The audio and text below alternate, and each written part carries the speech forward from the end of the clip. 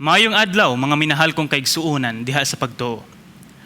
Karon uban ni ako sa pagtuon sa pulong sa Dios. Nga makita nato diha sa libro sa Lucas, kapitulo 1, bersikulo 46 hantod sa 55. Kitang tanan nasayod kita nga hapit na ang kasaulugan sa Pasko. Na diin, karong panahon na mandungog na nimo ang mga kanta sa gawas nga pagselebrar sa Pasko.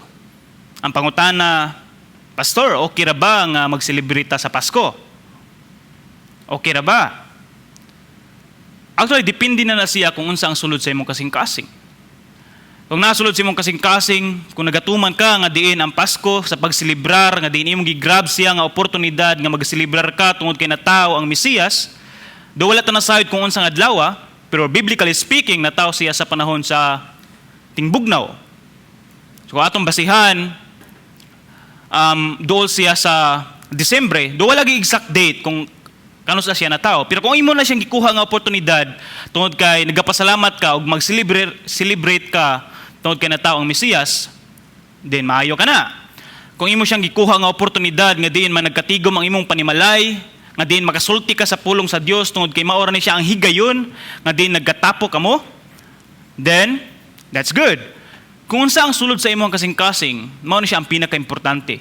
Tungod kay unsaon taman nga kung nagselebrar ta og Pasko o wata nagselebrar og Pasko, o di ba kaato na ibutang nga diin nagakalipay ang katawhan or nagaselebrar sa Pasko, pero walay sulod ang kasing-kasing sa paghandom sa Mesiyas, din wala ka na kapuslanan.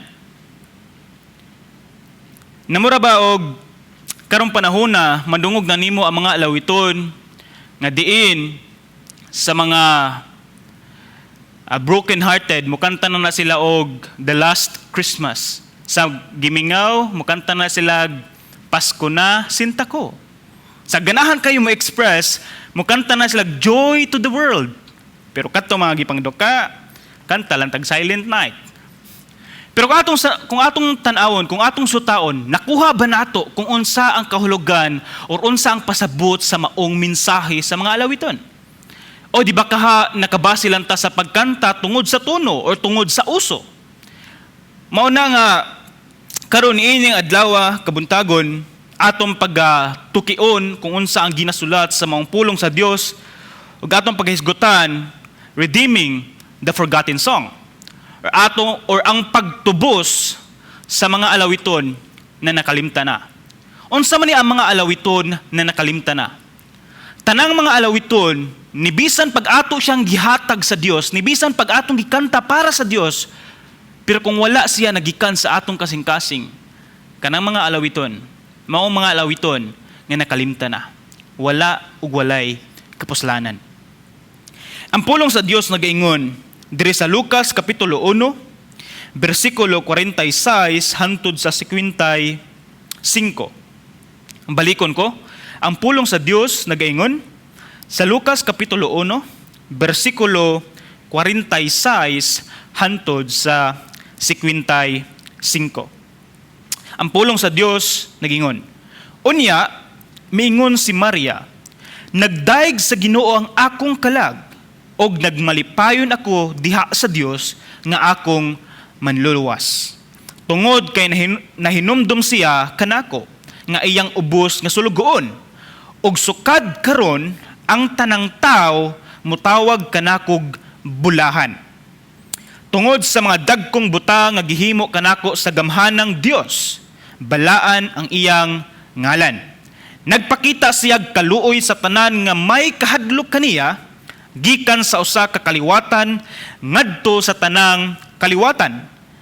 Gibakyaw niya ang iyang kamot nga gamhanan o gipatibulaag ang mga tao nga mapahitason uban sa tanan nilang laraw. Gipukan niya ang mga hari nga gamhanan gikan sa ilang mga trono o gituboy ang mga timawa. Gibusog niya sa mga maayong butang ang mga gigutom o iyang gipapahawa nga walay dala ang mga dato. Gituman niya ang iyang saad sa atong mga katigulangan, mitabang siya kang Israel nga iyang sulugoon, og nahinumdum siya pagpakitag kaluoy kang Abraham og sa tanan niyang kaliwat hangtod sa kahangturan. Ang Ginoong Dios nagapanalangin sa iyang nga pulong. Kung ato siyang masabtan kini nga mensahe, moatras ta diri sa istorya nganhi sa bersikulo 26. Nagingon, sa 6 na kabulan nga gisabak ni Elizabeth,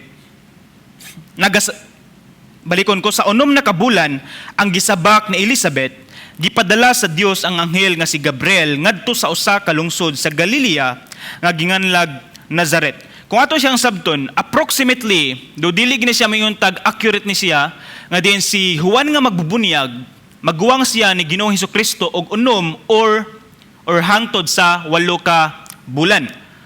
Pero diligid siya maubos sa 6 ka buwan. May mensahe siya alang sa usa ka batanong dalaga nga ulay o di ba ka birhen nga ginganlag Maria. Kasulnon siya ngadto sa usa ka lalaki nga ginganlag Jose nga kaliwat ni Hari David. Miadto ang anghel kaniya og miingon, paglipay ang Ginoo nag-uban og nagpanalangin kanimo pag-ayo. Kung ato siya masabton, diri nagikan nga diin nganuman nga dagan sa mga tao musulti nga diin si Maria bulahan tungod kay mao ni siya ang anghel miingon kang Maria paglipay tungod kay ang Ginoo nagpanalangin kanimo. Kung magigugay tag panalangin, it means nga diin kung sa English pa atong word nga gamiton, blessedness. Nga mao nang mayon nga bulahan si Maria tungod kay ang Dios nagapanalangin kaniya og dili siya sa iyang kaugalingon. Bersikulo 29, nalibog pag-ayo si Maria sa pagkabati niya sa mensahe sa anghel og namalandong siya kung unsay kahulugan sa iyang mga pulong. Kung sa ato pa, naay mga panahon nga di na tumasabtan kung unsa ang gustong ipasabot sa Dios sa atong kinabuhi. Especially kung makadungog ka og mga wali or magbasa ka sa pulong sa Ginoo, naagi mga panahon nga di nimo masabtan kung unsa ang isulti sa Dios kanimo. Pero naa ang mensahe. Pero wa na to nasabtan. Og mao na nga dapat naatay ni nga kasing-kasing. Kung wa gani nato nasabtan, dapat naatay kasing-kasing nga nangita sa maong mensahe. Nga diin sa bersikulo 30, miingon ang anghel kaniya, ayaw kahadlok Maria, kay gikahimutan ka sa Dios.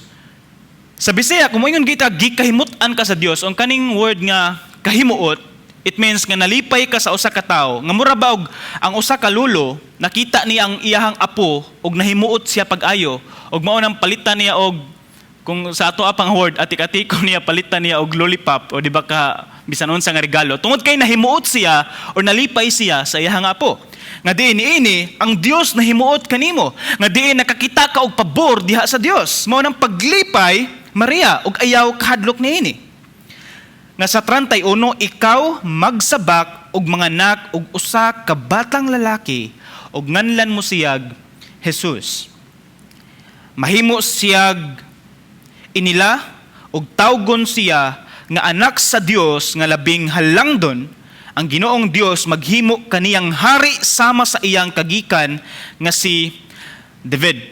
Kung ato siyang sabton, ang gimension diri sa 32 nga din mahimo siyang inila si Jesus og tawgon siyang anak sa Dios. Laktod nga pagkasulti, si Maria manganak siya og anak sa Dios. Nakuha na to. Dumayon tag anak sa tao, pero kini si Jesus o nga iyang ipanganak, si Ginoong Hesukristo, anak siya sa Dios. Kung ato makita, nga diyan kung si Jesus Christ, gipanganak siya ning Maria or pinagi kang Maria, ato nakita ang tawhanon nga bahin ni Ginoong Hesukristo. And then sa 32, ingon nga diyan ipanganak siya o anak siya sa Dios. Ato nakita ang iyaha nga Dios nun nga bahin. So ato makita diri nga diyan si Jesus Christ is 100% tao, human, and then 100% Ginoo pud siya. Sa 33, mahimo siyang hari sa mga kaliwat ni Jacob hangtod sa kahangturan o dili gayud matapos ang iyang gingharian. Nga sa 34, si Maria miingon sa anghel, unsaon man pagkahimo niini nga wala man koy bana. O di ba ka, mingunta nga, unsaon man ako pagbuhat niini, unsaon man niini pagkatuman, nga di man ako makaya. That I am incapable. Nga naman, una sa tanan, wala siya bana, laktor wasulti, dili siya mabuntis. So naay mga pangutana ning Maria para ni Ana. O sa 35, gitubag sa anghel, mukunsad kanimo ang Espiritu Santo og magpabilin ang gahom sa Dios diha kanimo. Tungod niini ang balaan nga bata tawgon nga anak sa Dios. Baliko na to, tawgon nga anak sa Dios. Kung ato siyang sabton, ang kaning libro sa Lucas, ang sagad gud nga address ni Jesus Christ dire is anak sa tao. Anak sa tao gani siya ang libro sa Lucas. Pero dire sa sinugdanan, ang gi-emphasize is anak sa Dios. O gadto sa further nga mga chapters sa Lucas, ang ginahisgutan is anak sa tao. Nga nag-point out ngadto kang Ginoong Hesukristo. Nga diin sa versikulo 35, gipakita sa anghel nga diin ang balaang Espiritu Santo mukunsad kanimo. Laktor nga pagsulti, kung atong sabton diri sa 34, kung moingon ta naay mga pangutana nga Lord, di nako makaya. Unsahon man ni nako? Din sa 35 atong makita nga nano mangutana pa man ka kung ang Dios mo'y nagsugo kanimo, ang gahom sa balaang Espiritu Santo mao'y magapanlihok sa imuha. Nga ang purpose niini nga mensahe nga mao ni tumana kung unsa ang sugo sa Dios ug ang tanan nindot ang pagkadagan. Nga mao nang usahay magkaguliyang ang atong kinabuhi tungod kay usahay di man ta motuman sa gusto sa Dios. Usahay sa atong kinabuhi ang atong tumanon ang atong kaugalingon. Daghan kay tag mga pangutana ni maski hatagan na tagtubag sa Dios, pero di man gihapon. Usahay mawili ta sa mga butang nga naas kalibutan. Nga sa 36, hinumdumi ang imong paryente nga si Elizabeth, giingon nga dili siya makaanak apan karon unom na kabulan ang iyang pagsabak bisag tigulang nga siya.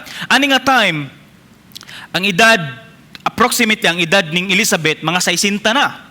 So wintag mga 60 na tapos nagsabak and then unom na kabuan murag kung sa panahon nato murag matingala na ta ni ana. Nag 60 tapos nabuntis gihapon. Pero usa ni siya kapamatuod nga diin gisulti sa anghel ngadto kang Maria nga mao ni siya ang ebidensya nga diin tinuod ang akong gisulti kanimo. Nga diin ako ipakita nimo nga diin bisan gani ang imong paryente nga si Elizabeth buntis, bisan tigulang na siya. Mo natuohi kung unsa ang akong gisulti kanimo, Maria. Nga sa 37, kay alang sa Dios walay dili mahimo. Nga diin sa Dios posible og posible tanan.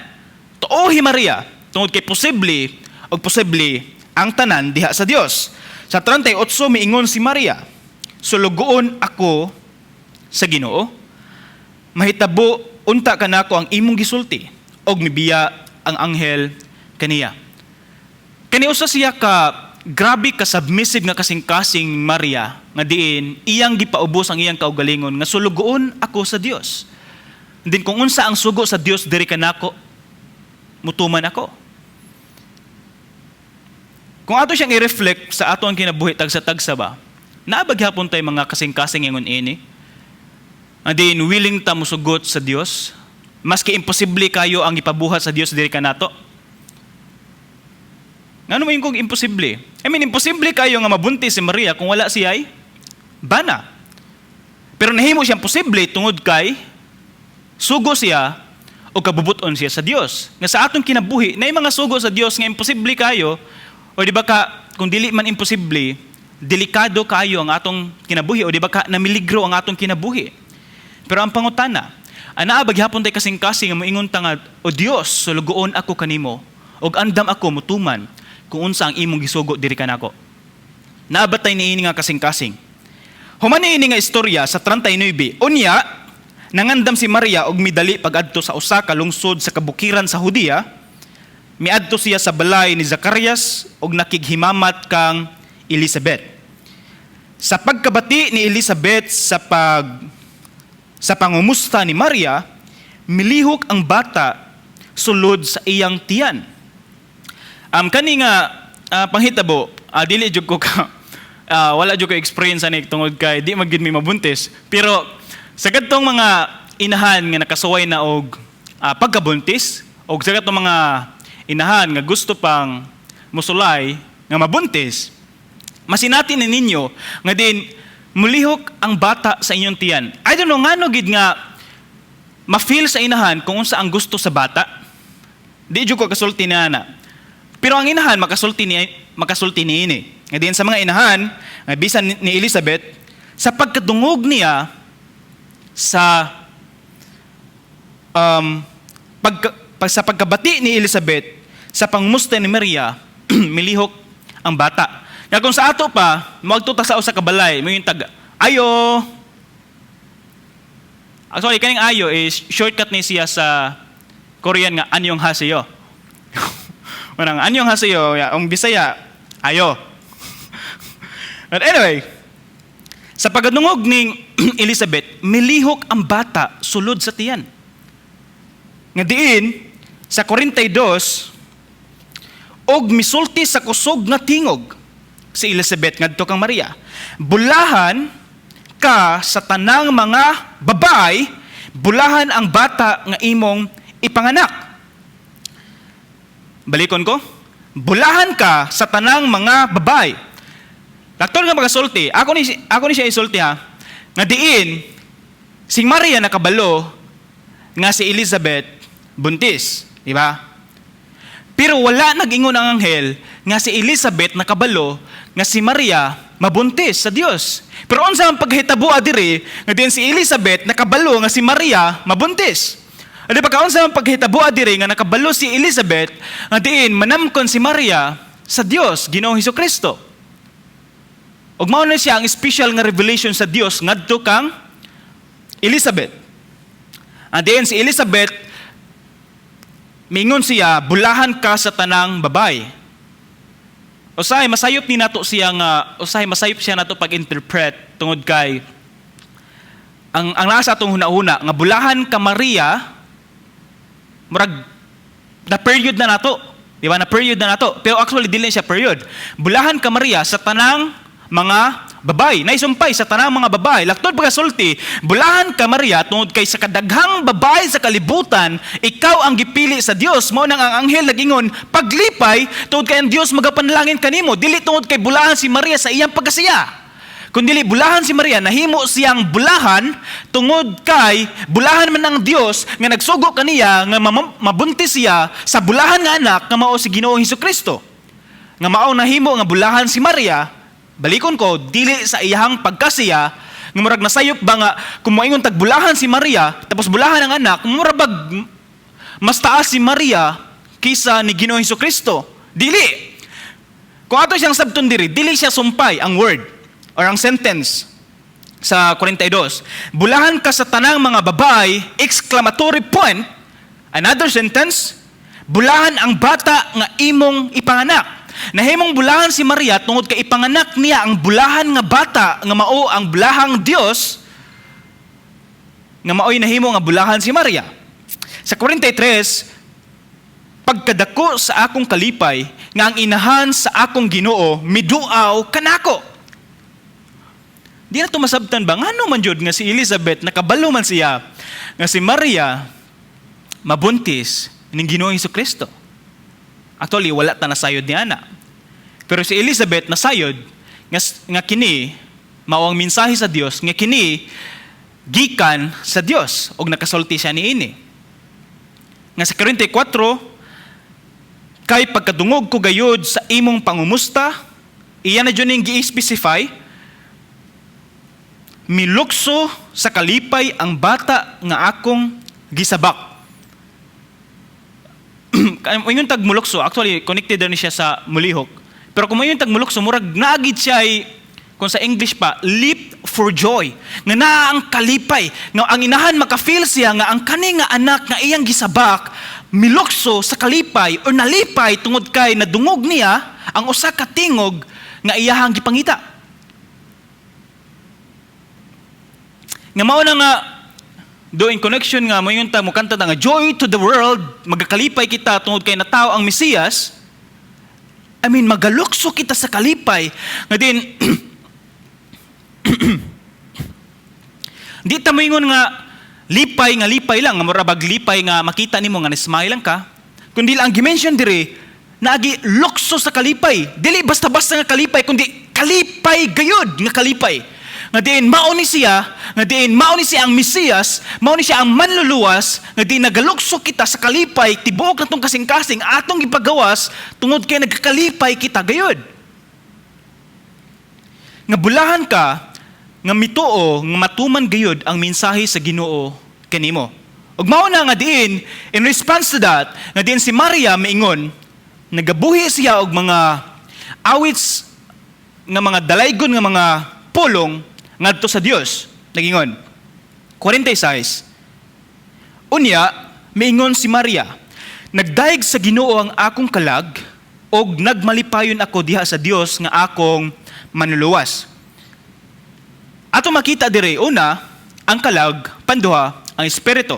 Na diin sa 46 unya miingon si Maria, nagdaig sa Ginoo ang akong kalag. Kung mangisgot kay tagkalag sa tao, nagisgot ang mahitungod sa inmost being of human. Ang kinailagman nga pagkatao ning Maria. Nga diin sa pinakasulod, sa sulod nga kasing-kasing ni Maria, sa tibuok niyang kasing-kasing, sa tibuok niyang una-una, sa tibuok niyang mga nilihukan, sa tibuok niyang gi-express, nga diin naglipay siya, ug mao niyang gingon, nga diin nagadaig sa Ginoo ang akong kalag. Nga naglipay ako pag-ayo diha sa Dios tungod sa maong panghitabo. Nga diin sa 47, og nagmalipayon ako diha sa Dios nga akong manluluwas. Ato siyang mahinumduman ang usa ka kanta, Heart of Worship. Di ba ka, I am here to worship. Nga I am here to worship. Aniya ako o Diyos sa pagdaig o pagsimba kanimo. Ngayon ang kasing-kasing sa pagsimba, nga tibuok na tong kalag, tibuok na tong espiritu, atong gina pagawas, atong gina involved sa pagdaig o pagsimba sa atong Diyos. Nga wala tay gibilin ni 1% nga nahabilin sa pagdaig sa Diyos. Kundi ato yung hatag tanan didto sa Dios. Tungod kay usahay manggod, muhanit ta sa simbahan. Tapos mukanta ta, grabe kay ko alipay nga kanta nga din I am here to worship. Tapos ang atong naong wa nagsulti nga nakakadiha para sa pagdaig sa Dios. Di ba ka ang imohang kasing-kasing, it's either imong kasing-kasing naghuot sa pagdaig o pagsimba sa Dios, o di ba ka naghuot tungod kay dako-dako na ang imong utang. Dapat ang atong kasing-kasing anaay naghuot tungod kay gusto gid ta mo express og pagdaig sa atong buhi nga Dios. Nga diin sa 48, tungod kay nahinumdum siya kanako nga iyang ubos nga sulugon ug sukad karon ang tanang tao mutawag kanakog bulahan. Again, ginasulti ko kaniya nga sugad karon si Maria pagkatawgon nga bulahan, dili tungod kay bulahan siya sa iyang pagkasiya, kundi bulahan siya tungod kay bulahan ang Dios nga nagsugo kaniya ug tungod kay bulahan ang iyang anak nga iyang gisabak nga mao si Ginoong Hesukristo. Tungod kay nakahinumdum siya kanako nga iyang ubos nga sulugon. Kundi ato siya malikayan, kaduha na gimension ni Maria na ini nga gikan sa bersikulo 26 santo diini nga bersikulo, kaduha na niya gimensyon nga din maingon siya nga ubos nga sulugon. Nga din sa kasing-kasing ni Maria, naagid sa kasing-kasing niya nga ubos siya nga sulugon sa Dios. Kaya kung ato siyang sabton, dili si Maria labaw kang Hesus, dili si Maria nga sama or equal sa Dios. Dili. Unsa iyang giingon diri? Ubos siya nga sulugon. O di ba ka, sulugon lamang ako. Dili ako Dios, dili ako manluluwas, dili ako mediator, dili ako ang mangitag paagi. O di ba ka, kung sa ato apa nga murabag, muduol ta ni Maria, para si Maria mo imusulti sa iyang anak nga si Jesus, dili ingon ana. Ang giingon ni Maria, sulugon lamang ako. Ako, sulugon lamang, o wala na ilain pa. Nga si Maria, dili siya labaw ni Ginoong Hesukristo. Tao siya. Bulahan siya tungod kay napili siya sa kadaghan sa mga babae o dili sa iyang pagkasiya nga bulahan siya. Balik-baliko na nato tungod kay daghan sa mga tao na misinterpret nila ang pagkabulahan ni Maria, nga murabag ang pagkabulahan ni Maria, nahimo na noon nga bulahan ang iyang gisabak tungod kay si Maria bulahan. Dili ang pagkabulahan wala nagikan kang Maria, ang pagkabulahan nagikan una sa Dios nga diin mao'y nagsugo kaniya o panduha sa Dios nga iyang gisabak nga mao si Ginoong Hesukristo, nga maong naingon ta nga bulahan si Maria. Mao na nga di na to siya sayopon pagsabot ni ana. Again, balikon ko, si Maria, sulugoon lamang. Ako yung nambutangag lamang, tungod kay wala na ilain pa. Maugi na ang gisulti ni Maria, dirin dapita. Nga diin, ang kanta nga atong mahinumduman, blessed be your name. Blessed be your name. Kakinsa nga ngalan. Kakinsa nga ngalan. Ha? Ang pulong sa Ginoo, nag-iingon, sa buhat 4:12. Ang kaluwasan makaplagan lamang diha kaniya kay dinhi sa kalibutan wala nay laing ngalan nga gihatag sa Dios ngadto sa katawhan nga maoy makaluwas kanato. Kakinsa ngalan? It is the name of our Lord and Savior Jesus Christ. Walay laing ngalan nga makaluwas. Dili ngalan ni Maria, kundi dili ngalan ni Ginoong Hesukristo. Ngalan sa Dios. Blessed be your name. The name of our Lord and Savior Jesus Christ. O usahay ba? Naay mga kanta nga dili makapalipay sa Dios. O naay mga kanta nga di nahimo na noon nga self-centered. Dili siya Christ-centered. Example sa usa sa mga pinaka uso nga kanta sa panahon sa Pasko, kaning All I Want This Christmas Is You. Siguro makadungog mo niini kung adto mo sa mga mall nga din kaning nga kanta nga All I Want This Christmas is You. Nga din, ang tanan or ang tibuok na akong gitinguha, gusto or akong gipangandoy na ini nga Pasko, ikaw lang. Kinsa maning ikaw? Kinsa maning ikaw? Ang author ba, naguna-una ni ini, samtang nagsuwat ang author, naguna-una ba siya nga din sa Pasko, ang iyang ginahuna si Ginoong Hesukristo? O di ba ka, ang iyang pagka-self-centered nga iyang ginahuna ang tao? Nga nang mo disagree ko ani nga part, tungod kay iya mong gigamit nga word, all, tanan, all I want. All iyang gigamit nga word. Nga murabag, imong gi-express nga ang tibok, nimong gitinguha ni ini nga kalibutan, ikaw, tao. Iya bang gi-refer ngadto sa iyang ginikanan? Gi-refer ba dito sa iyang amahan? Gi-refer ba dito sa iyang minahal sa kinabuhi? Gi-refer ba dito sa iyang bana, sa asawa, sa anak, sa uyab? All I want this Christmas is you? Christians, come on. Mga Kristohanon, na minahal kong kaigsuunan diha sa pagtuo. Ato siyang usbon. All I want this Christmas is not bonus. It's not 13th pay. It's not your loved ones. It is Jesus Christ. Actually, it is not just this Christmas, but every day of our lives. Tanang panahon, tanang adlaw sa atong kinabuhi, nagkinahanglan ta sa Dios. Ug mao na nga nindot kay nga kanta, I hope na diin every day is Christmas. Para taga-adlaw makahinumdum ta nga nga diin nataw ang Mesiyas ug magsimba ta sa Dios. Nga diin si 49 tungod sa mga dagkong butang nga gihimo kanako sa gamhanang Dios, balaan ang iyang ngalan. Makahinumdum ta sa kanta, How Great Thou Art. Pagkahalangdon, pagkagamhanan sa Dios.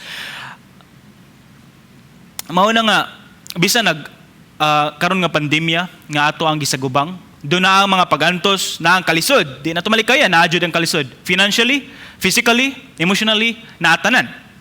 Hilabi na sa karon na ato nga panahon. Pero di na to kalimtan nga diin mas dako ang Dios nga naa kanimo kisa sa problema nga imong gisagubang. Nga diin ang atong gamhanan, ang atong halangdong Dios, wala siya nagpasagad sa iyang katawhan. Ug andam siya magapamuhat ngadto sa iyang mga kaanakan. If og kon ang iyang mga anak matinumanon og masinugtanon sa sugo sa Dios, dili masinupakon ug dili masupilon, kundi masinugtanon og matinumanon sa gusto sa Dios. Una usahay magantos ta tungod kay bang kung ang ginikanan mabunal sa iyang anak para matarong siya, ang Ginoo pod mo disiplina sa iyang mga kaanakan para badlungon ta sa atong mga sayop. Sa bersikulo 50, nagpakita siya kaluoy sa tanan nga may kahadlo kaniya, gikan sa usa ka kaliwatan ngadto sa tanan kaliwatan. Nga diin sa bersikulo 52, gipukan niya ang mga hari nga gamhanan gikan sa ilang mga trono o gituboy ang mga timawa. Gibusog niya sa mga maayong butang ang mga gigutom o iyang pahawa nga walay dala ang mga dato. Unsa may connection sa 51, 52 ug 53 ngano naapil man niya ang mga timawa, naapil niya ang mga hari nga diin gipapahawa sa trono, ngano naapil man niya ang mga halangdon nga mga tao, ngano naapil ning Maria. Atong sabton nga diin ang gigamit ning Maria, akong balikon ang gigamit ni Maria diri sa 48 ang iyang gi-express sa iyang kaugalingon, ang iyang identity nga iyang gi-express sa iyang kaugalingon. Sulugoon lamang ako sa Dios. Laktod nga pagasulti kung ato makita sa 49 ug 50 nga diin ana kita magpaubos atubangan sa Dios. Og mao nang moingon ta nga diin andam og kaya sa Dios nga diin papahawaon ang mga hari, papahawaon ang mga timawa, ug papahawaon ang mga halangdon nga tao tungod kay ngano man. Tungod kay kani mga tawhana, if dili gamay, it means daghan, grabe kaayo kataas og tan-aw silang kaugalingon. Grabe kaayo kagarbuso. Nga murabag kana bang mga tao nga murag feel nila di sila moagig kamatayon? Ngano man? Tungod kay nalimtan nila or nalimtan nato ang Ginoo, nalimtan nato ang Mesiyas, nalimtan nato ang manluluwas. And we are reminded of the song, We Fall Down. Ang lyrics ni nga kanta, We fall down, we lay our crowns. Where? At the feet of Jesus. At the feet of Jesus. Kung sa atong sabton sa tawhanon nga pag kinabuhi, ang pinakataas o pinakahalangdon nga dapit nga atong masinati, when we lay our crowns at the feet of Jesus. Nga diin sa tiilan sa Dios, moangkon kita nga, O Dios, sulugoon lamang ako. Andam ako sa pagsugot sa tanan nimong sugo diri kanako.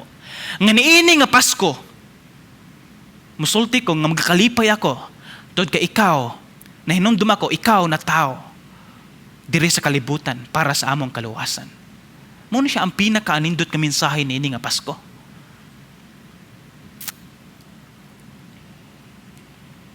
Ngayon sa verse 50, nagpakita siya kaluoy sa tanan nga mga may kahadlo kaniya gikan sa usa ka kaliwatan ngadto sa tanang kaliwatan. We are reminded with the song, Wonderful, Merciful Savior. Unsay kalahian sa kaluoy o grasya? Grasya ba kanang manugab ka tapos kaluoy kanang nakakita ka og aksidente? Unsay kalahian sa grasya ug sa kaluoy? Ang grasya, mga butang nga imong nadawat nga dili ka angayan. Balikon ko, ang grasya, mga butang nga imong nadawat nga dili ka angayan. Ang kaluoy, mga butang nga wa nimo nadawat nga angayan dapat unta kaniana. Example, angayan ba kita ilansang ato ibabaw sa cross? Yes! Pero, gilansang ba kita? Wala. Wala ta gilansang tungkol kay unsay gisulat sa Dios. Sa Ephesians 2, tungod sa grasya sa Dios. Ug ang grasya sa Dios, nga diin, angayan unta ta dapat ilansang ato ibabaw sa cross, angayan unta ta dapat maka-experience or maglangoy-langoy ngadto sa kalayo sa impierno, apan tungod sa grasya sa Dios, wala ta gilansang sa cross, ug tungod sa grasya sa Dios gihatagan ta niya og chance nga diin kumutuo ta og musalig ug mudawat nga si Jesus mao ang atong manluluwas, dili ta maadto sa kalayo sa impierno. Ang kaluoy, mga butang nga wa nimo nadawat nga angayan ka. Angayan baka mamatay tungod sa imong pagkadaotan? Yes! Pero tungod sa kaluoy sa Dios, sa sayo ka, sa kabuntagon, nakamata ka. At least, wa agid napunan og way. Kanabang nakamata, yawa napunan og way, kaya kung delikado napunan og way, namatay. Pero pasalamat ta sa Dios. Angayan ba ta mamatay? Yes! Pero kaluoy sa Dios, wala ta namatay. Ug mao na siya nga din kung kamo naminaw pa mo nako karon og buhi pa mo, pasalamati ang Dios sa grasya ug sa kaluoy sa Dios diha kaninyo ug diri kanato. Mao na sa sayo sa kabuntagon, pagbukas sa imong mata, ibuka pod ang imong ngabil sa pagdaig, pagsimba, pagsulti, pagigistorya sa Dios, magpasalamat sa Dios. Dili tungod kay ibuka ang imong mga ngabil, especially sa mga ginikanan nga din ibuka din imong mga ngabil sa pagkasaba sa imong mga anak nga dugay kay ng mata. O di ba ka, ibuka ang imuhang mata o gitutok nga doon sa cellphone, tungod kay cellphone dayon, ayaw. I-practice siya nga kabalutan mo pasalamat sa Dios. Every single day. Nga diin, sa kinalasan nga bersikulo, gituman niya ang iyang saad sa atong mga katigulangan, mitabang siya kang Israel nga iyang sulgoon og nahinumdum siya pagpakitag kaluoy kang Abraham og sa tanan niyang mga kaliwat hangtod sa kahangturan. We are reminded with the song, Standing on the Promises. Or akong kumplihon, standing on the promises of God, my Savior. Kung atong kinabuhi nagkaguliyang, kung atong kinabuhi nagkagubot, o di ba kung wala itong nasabtan ang sitwasyon sa atong kinabuhi, kupti ang saad sa Dios. Ang Dios matinud-anon sa iyang saad, and God will never lie. Dili siya mamakak sa iyang mga kanakan. O bisan kinsa, dili ang Dios mamakak. Tungod kay ang Dios tinuod. Ug ang Dios, dili siya bakakon. Ug ang Dios mukupot ug mutuman siya sa iyang mga saad. Sama sa gibuhat niya nga saad sa atong mga katigulangan. Panduha kang Israel nga iyang sulugon. Pangtulo kang Abraham. Ug sa ato apod karon, posible ba nga diin ang Dios motuman sa iyang saad diri kanako? Yes, it's possible.